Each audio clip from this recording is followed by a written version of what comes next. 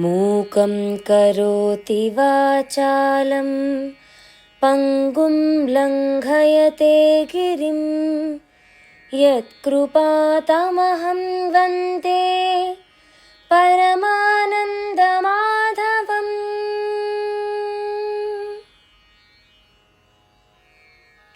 అధరం మధురం వదనం మధురం నయనం మధురం హసితం మధురం. అధరం మధురం వదనం మధురం నయనం మధురం హసితం మధురం. హృదయం మధురం గమనం మధురం మధురాధిపతేరఖిలం మధురం. వచనం మధురం చరితం మధురం వసనం మధురం వలితం మధురం. చలితం మధురం భ్రమితం మధురం మధురాధిపతేరఖిలం మధురం. వేణుర్మధురో రేణుర్మధురః పాణిర్మధురః పాదౌ మధురౌ. వేణుర్మధురో రేణుర్మధురః పాణిర్మధురః పాదౌ మధురౌ. నృత్యం మధురం సఖ్యం మధురం మధురాధిపతేరఖిలం మధురం. గీతం మధురం పీతం మధురం భుక్తం మధురం సుప్తం మధురం. గీతం మధురం పీతం మధురం భుక్తం మధురం సుప్తం మధురం. రూపం మధురం తిలకం మధురం మధురాధిపతేరఖిలం మధురం. కరణం మధురం తరణం మధురం హరణం మధురం స్మరణం మధురం.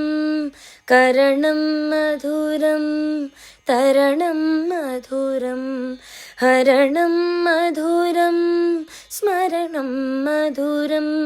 వమితం మధురం శమితం మధురం మధురాధిపతేరఖిలం మధురం. శ్రీ శ్రవణం ఛానల్కి శ్రోతలందరికీ కూడాను మరొకసారి స్వాగతం. నిన్న వేదవ్యాసుడు జనమేజయుడు చేస్తున్న యాగం దగ్గరికి రావడం, అలాగే ఈ యాగం జరగదు అని చెప్పడం, దాని తర్వాత జనమేజయుడు భవిష్యత్తులో ఈ కలియుగం ఎలా ఉండబోతుంది అని అడిగిన ప్రశ్నకి సమాధానంగా ఆయన భవిష్యత్తు కాలాన్ని అంతా వివరించడమే కాకుండా దీని తర్వాత చివరిలో కలియుగ అంతం లోపల మళ్ళీ జనాలకి ధర్మం పట్ల ఆసక్తి పెరగడం మొదలవుతుంది. అప్పుడు మళ్ళీ కృతయుగం ప్రారంభం అవుతుంది అంటూ చెప్పి తన నిజస్థానానికి బయలుదేరి వెళ్ళిపోయాడనమాట. తర్వాత ఈరోజు సర్పసత్రం నుండి హస్తినాపురానికి చేరుకున్నాడు ఈ జనమేజయుడు. కొంతకాలం ప్రజాపాలన సాగించాడు. ఆ తర్వాత అపార సేనావాహినితో దండెత్తి పూర్వదిశలో ఉన్న రాజులందర్నీ ఓడించాడు. కొన్నాళ్ళకి అశ్వమేధ యాగాన్ని నిర్వర్తించాలనుకున్నాడు. యజ్ఞశాల నిర్మించాడు. యజ్ఞదీక్ష స్వీకరించాడు. అధ్వర్యులు యజ్ఞాశ్వాన్ని పృథివీ యావత్తు పరిభ్రమింపచేసి దాన్ని శాస్త్రోక్త పద్ధతిలో వధించారు. పవిత్ర మంత్రోదకాలతోటి సంప్రోక్షణ చేశారు. జనమేజయుడు అధ్వర్యుడు అల్లంత దూరంలో నిలిచి ఉంటే ఆనాటి రాత్రి జనమేజయుని భార్య దాన్ని ఆనుకొని నిద్రించింది. నిద్రించిన ఆ దేవరి అతిలోక సౌందర్యాన్ని ఆశించిన దేవేంద్రుడు ఆ అశ్వం శరీరంలోకి ప్రవేశించాడు. భోగార్థమై సంచరించాడు. గమనించాడిది జనమేజయుడు. అధ్వర్యునిపైన కోపగించుకున్నాడిలా. చూశారా, అశ్వం సంచరిస్తోంది, దాన్ని సంహరించలేదా అంటూ. సంహరించాం ప్రభు, యథావిధిగా వధించి సంప్రోక్షించామని ఆలోచనలో పడ్డాడు ఈ అధ్వర్యుడు. కాసేపటికి తేరుకుని ఇలా చెప్పాడు. మహారాజా, ఇంద్రుడు యజ్ఞాశ్వం శరీరంలోకి ప్రవేశించాడు. దేవరి పట్ల చెడు తలంపులతోటి ఉన్నాడు. ఆజ్యం గుమ్మరించిన అగ్నిహోత్ర జ్వాలలా మండిపడ్డాడు జనమేజయుడు. సంచలిస్తున్న అశ్వాన్ని చూసి శపించాడిలాగా. తపోయజ్ఞ దానాదుల వల్ల నేను సుకృతరాశి సంపాదించుకున్న పక్షంలో, పవిత్రమైన వంశంలో ప్రభవించిన పక్షంలో, ప్రజాపరిరక్షణ తత్పరుణ్ణైన పక్షంలో, నిర్జితేంద్రుణ్ణైన పక్షంలో, నేటి నుంచి రాజులెవరూ ఇంద్రుణ్ణుద్దేశించి అశ్వమేధ యాగం నిర్వర్తింపకుందురుగాక అంటూ అధ్వర్యులను చూశాడనమాట. వారిపై రూక్ష వీక్షణ ప్రసారించి ఇలా అన్నాడు. మీ మంత్ర ప్రభావం వల్ల ఇంద్రుడికి ఈ దుష్టబుద్ధి కలగకుండా చేయలేకపోయారెందుకని? ఈ వృధా కర్మకాండ వల్ల ప్రయోజనం ఏమిటి?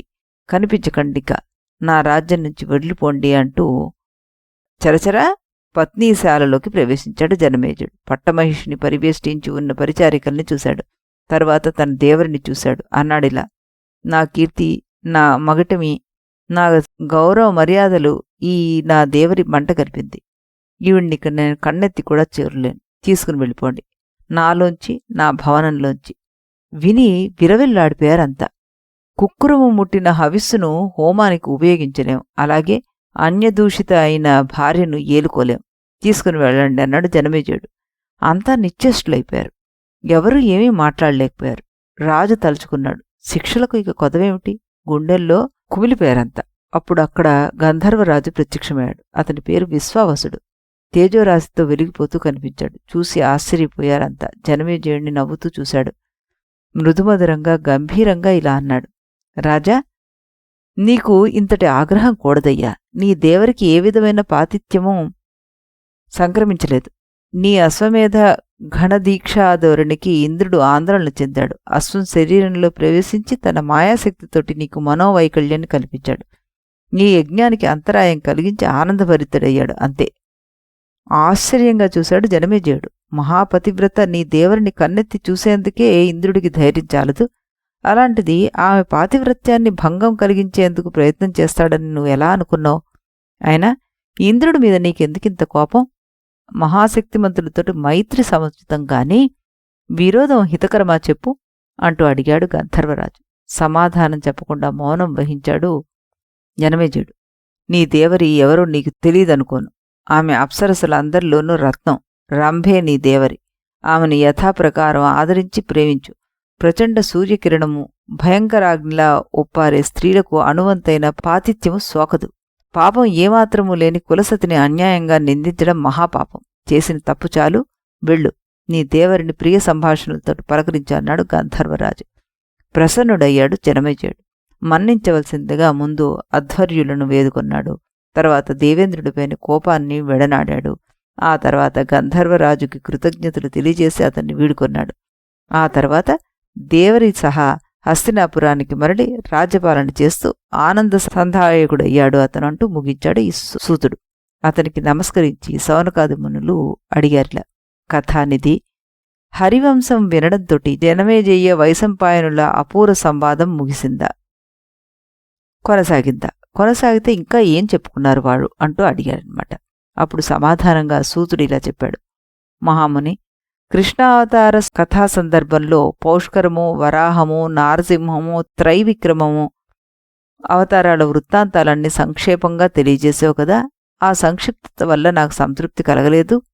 అడుగుతున్నానని ఏమీ అనుకోకపోతే ఆ అవతార విశేషాలన్నీ సవివరంగా తెలియజేయగలవు. పౌష్కరావతారంలో వటపత్రసాయి అయిన కమలనాభుడు ఎంతకాలం సౌఖ్యాలను అనుభవించాడు? మేల్కొన్నదెప్పుడు? ఏ తీరులో సృష్టిని ఆరంభించాడు? సృష్టించే అధికారాన్ని ఎవరికిచ్చాడు? ఆ సృష్టి ఏ విధంగా జరిగింది? ప్రళయకాలంలో ప్రాణులన్నీ నశించిన తర్వాత అంధకార బంధురమై ఆకాశంలో కేశవుని జ్యోతి ఏ ప్రకారంగా ప్రకాశించింది? ఈ వివరాలన్నీ నాకు కావాలి. కరుణించి ఈ రహస్యాలను నాకు వివరించు అంటూ జనమేజయుడు వైశంపాయనుని అడగ్గా వైశంపాయనుడు ఈ రకంగా చెప్పారన్నమాట. జనమేజయ, నారాయణుని అంశ వల్ల జన్మించిన వారికి గాని ఆ దేవుని తత్వం తెలుసుకోవాలనే ఆలోచన కలగదు. నువ్వు పుణ్యాత్ముడు, అందుకే నీకు ఈ ఆలోచన కలిగింది. వ్యాసుడు అనుగ్రహించిన తీరులో నీకు ఆ వివరాలన్నీ వెల్లడి చేస్తాను. ఆ ఆదిపురుషుని మాహాత్యం వివరిస్తాను విను అంటూ చెప్పడం మొదలుపెట్టారన్నమాట. కృత, త్రేత, ద్వాపర, కలియుగాలు 4 12,000 దివ్య సంవత్సరాల్లో అంతరిస్తాయి. అలాంటి 4 యుగాలు 71 కలిస్తే దాన్ని మన్వంతరంగా వ్యవహరిస్తాం. అలాంటి మన్వంతరాలు 14 గడిస్తే 1000 యుగాల కాల పరిమితి గల బ్రహ్మదివసం అవుతుంది. ఆ దివసం తుది భాగంలో లోకేశ్వరుడు మధ్యాహ్నకాల మార్తాండుడే సమస్త ప్రాణకోటిని భస్మరాశిగా మార్చేస్తున్నాడు. మార్చివేసి తన నుండి ప్రవహిస్తున్న అపార జలంతోటి ముంచెత్తి ఆ మహాజలరాశిలో అద్భుతకారుడై పవళిస్తున్నాడు.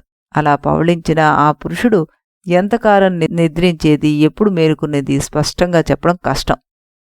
కర్మ, కాలము అతని అధీనాలే కాబట్టి అతని ఆకృతి, చరిత్ర ఆలోచనలకు అందవు. ఇప్పుడు నీకు ఒక మహా అద్భుత వృత్తాంతాన్ని వినిపిస్తాను, వినో అన్నాడు వైశంపాయనుడు. చెప్పసాగాడిలా. ఒకానొక భయంకర ప్రళయ సమయంలో మార్కండేయ మహాముని ఆ పురాతన మూర్తిని సందర్శించడం జరిగింది. అతనితో సంభాషించి సౌహార్ద భాగ్యాన్ని అందుకున్నాడు కూడా ఆయన. ప్రళయకాలంలో ఆ మహాముని దేవదేవుని ఉదరం మధ్య భాగంలో నివసించి తీర్థయాత్రల సందర్భంలో పృథివీ సర్వత్రా పరిభ్రమించాడు. తర్వాత దైవ సంకల్పంతోటి ఆ దేవదేవుని ముఖం నుండి వెలువడి దారుణ అంధకారంలో జలరాశిలో ప్రవేశించి భయకంపితుడైపోయాడు. తనలో తానిలా అనుకున్నాడు, ఏమిటి మాయ? ఈ భయంకర పరిస్థితి ఏమిటి? ఇది నిజమేనా? తరులు, గిరులు, నరులు, నరాసురులు మొదలైన చరాచర భూతకోటి అంతా ఏమైనట్టు? ఎక్కడ చూసినా ఈ కారు చీకటి ఏమిటి? ఈ సూర్యచంద్రులు ఎందుకు కనిపించడం లేదు? శూన్యంలో ఈ మహాజలరాశి ఎందుకు ఉన్నట్టు?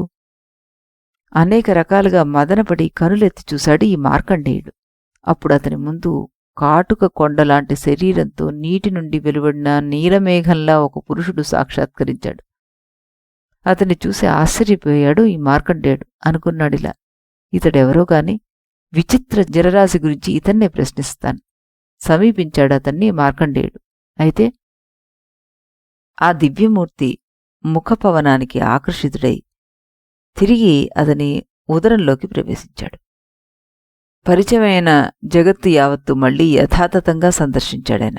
మళ్లీ పర్యటన ప్రారంభించి అనేక యజ్ఞయాగాలు ఆచరిస్తూ పుణ్యాత్ములతో సహా తపస్సమాధిలో నిశ్చలమూర్తులైన మునీశ్వరులను అనేకుల్ని చూశాడు. వారికి నమస్కరించాడు. తర్వాత కొంత దూరం ప్రయాణించి చతుర్వర్ణాలతో నిండిన పల్లెల్లోకి వెళ్ళాడు.